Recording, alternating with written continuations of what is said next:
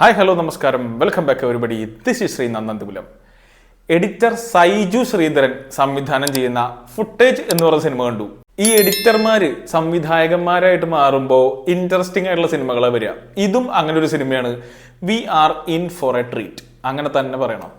Footage എന്ന് പറയുന്നത് found footage എന്ന കാറ്റഗറിയിൽ പെട്ടൊരു സിനിമയാണ്. ഫൗണ്ട് ഫുട്ടേജ് എന്ന് പറഞ്ഞ ഒരു സിനിമ ടെക്നിക്കാണ്. അതായത് സിനിമയിലെ കഥാപാത്രങ്ങൾ തന്നെ ആ സീൻ ഏതെങ്കിലും ക്യാമറയിൽ റെക്കോർഡ് ചെയ്യണതായിട്ടാണ് കാണിക്കുക. അതായത് ആ കഥാപാത്രങ്ങൾ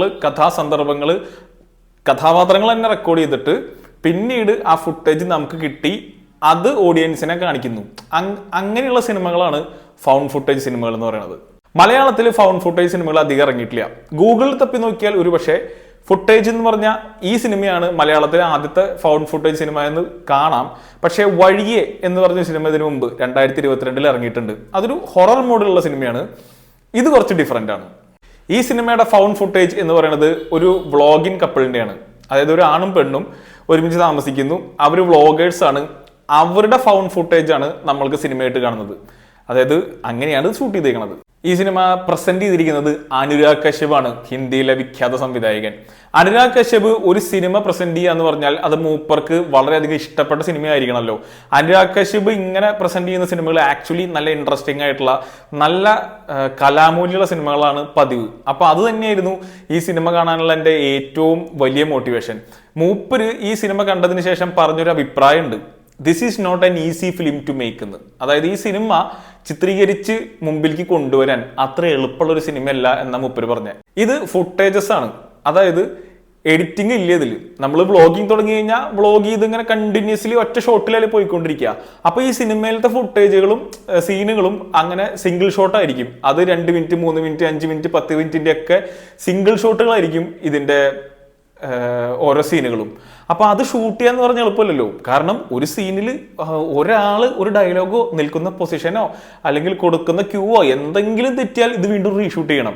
ഇതിലാണെങ്കിൽ വളരെ ടഫായിട്ടുള്ള കുറെ സീനുകളുണ്ട്. പക്ഷെ അതെല്ലാം സിംഗിൾ ഷോട്ടാണ്. നമ്മളിപ്പോ ചില സിനിമയിലൊക്കെ ഒരു ഷോട്ടൊക്കെ ഭയങ്കര മാർവലസ് സിംഗിൾ ഷോട്ട് എന്ന് പറയില്ലേ, ഇത് അങ്ങനെയല്ല. ഒരു വൈഡ് ആംഗിൾ വെച്ച് ആൾക്കാരെ പെർഫോം ചെയ്യുന്ന ആ സീനൊക്കെ എടുക്കുക എന്ന് പറഞ്ഞാൽ എളുപ്പമല്ല. അത് ചുമ്മാ ഒരു റൂമിന്റെ ഉള്ളിൽ മാത്രമുള്ള സീനുകളൊന്നുമല്ല. നിങ്ങൾ ഈ സിനിമയുടെ ട്രെയിലർ കണ്ടിട്ടുണ്ടെങ്കിൽ ആ ട്രെയിലറിലുള്ളതല്ല പടം. എൻറ്റയർലി ഡിഫറെന്റ് തിങ് ആണ്. ഇത് ഫൗണ്ട് ഫുട്ടേജ് ആയ കാരണം ഇതിന് ബാക്ക്ഗ്രൗണ്ട് സ്കോർ ഒന്നും ഇല്ല. ബാക്ക്ഗ്രൗണ്ട് സ്കോർ ഇതിൽ വരുന്നുണ്ട്, നല്ല രീതിയിൽ ഒപ്പിച്ച് വെച്ചിട്ടുണ്ട്. പക്ഷെ അത് സിനിമയുടെ ഉള്ളിൽ ജെല്ലായി കിടക്കുന്ന രീതിയിലാണ്. അതായത് പ്രത്യേകിച്ച് ഒരു ബാക്ക്ഗ്രൗണ്ട് സ്കോർ ഇതിൽ കൊടുക്കാൻ പറ്റില്ല. പക്ഷെ നമ്മളെ പിടിച്ചിരുത്തുന്ന രീതിയിൽ വളരെ എൻഗേജിങ് ആയിട്ടാണ് സിനിമ മുമ്പോട്ട് പോണത്. തുടക്കത്തിൽ കുറെ ക്രിഞ്ചൊക്കെ കാണും, ഇത് എന്താണ് പരിപാടി, ആകെ ഒന്നും ശരിയല്ലല്ലോ എന്നൊരു മൂടൊക്കെ നമുക്ക് തോന്നിയേക്കാം. പക്ഷെ പതുക്കെ ഒരു ക്യൂരിയോസിറ്റി നമ്മുടെ ഉള്ളിൽ ഉണ്ടാക്കിയെടുക്കും. ഇന്റർവെല്ലോടുകൂടി അത് അങ്ങ് പീക്കാവും. ഇന്റർവെല്ലിന് ശേഷം ഈ ചായ കുടിക്കാൻ പോയിട്ട് ഇനിയിപ്പോൾ എന്തുണ്ടാവുക എന്നുള്ളൊരു ആകാംക്ഷ നമ്മളിൽ ഉണ്ടാക്കിയിട്ടാണ് ഇന്റർവെല്ലിന് ശേഷം പടം തുടങ്ങുക. പിന്നെയും ഒരു ലോ ലെവലിൽ നിന്ന് തുടങ്ങി അങ്ങ് അടിച്ചു കയറും. അങ്ങനെ വളരെ ഭംഗിയിൽ വളരെ രസത്തിൽ എടുത്ത് വെച്ചേക്കുന്ന സിനിമയാണ്.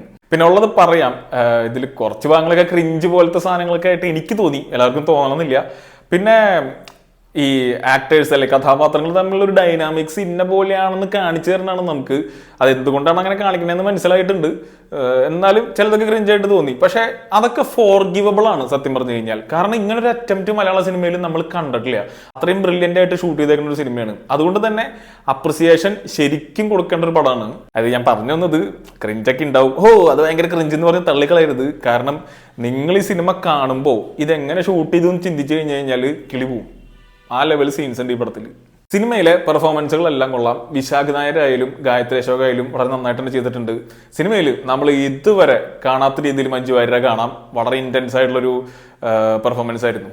എന്തായാലും മലയാളി പ്രേക്ഷകർക്ക് ഒരു മലയാളം സിനിമ എന്ന രീതിയിൽ ഇതൊരു വെറൈറ്റി എക്സ്പീരിയൻസ് ആയിരിക്കും എന്നുള്ള കാര്യത്തിൽ ഒരു സംശയമില്ല. സിനിമ ബോക്സ് ഓഫീസിൽ വലിയ കാര്യമായിട്ടുള്ള ഒരു സക്സസ് ഉണ്ടാവും എന്ന് എനിക്ക് തോന്നുന്നില്ല. ഞാനത് പ്രതീക്ഷിക്കണില്ല. പക്ഷേ ഒരു നൈസ് ഫൗണ്ട് ഫുട്ടേജ് സിനിമ, അതും ഹൊറർ അല്ലാത്ത എന്നാൽ ത്രില്ലിംഗ് ആയിട്ടുള്ള ഒരു സിനിമ കാണാൻ നിങ്ങൾക്ക് താല്പര്യം ഉണ്ടെങ്കിൽ ഫുട്ടേജ് എന്ന് പറഞ്ഞ സിനിമയ്ക്ക് ധൈര്യമായിട്ട് ടിക്കറ്റ് എടുക്കാം. അധികം കാലം തിയേറ്റർ ഉണ്ടാവും എനിക്ക് തോന്നുന്നില്ല. പെട്ടെന്ന് തന്നെ പോയി കണ്ട് ഇങ്ങനത്തെ നല്ല സിനിമകളൊക്കെ നമ്മൾ സപ്പോർട്ട് ചെയ്യണമെന്ന് ഞാൻ പറയുള്ളൂ. Saiju Sreedharan as A director നല്ലൊരു വർക്കാണ് കാഴ്ചവെച്ചിരിക്കുന്നത്. കാരണം ഫൗണ്ട് ഫുട്ടേജ് ആയതുകൊണ്ട് തന്നെ ഇതിന് കഥ അല്ലെങ്കിൽ തിരക്കഥ സംഭാഷണമൊക്കെ എഴുതുക എന്ന് പറഞ്ഞാൽ അത്ര എളുപ്പമല്ല, പ്രത്യേകിച്ച് സ്ക്രീൻ പ്ലേ.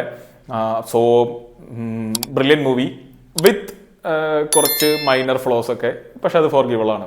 കണ്ടു നോക്കിയിട്ട് അഭിപ്രായം പറ. അപ്പൊ അടുത്ത പടത്തിന്റെ വിശേഷമൊക്കെ ആയിട്ട് വരാം, കാണാം.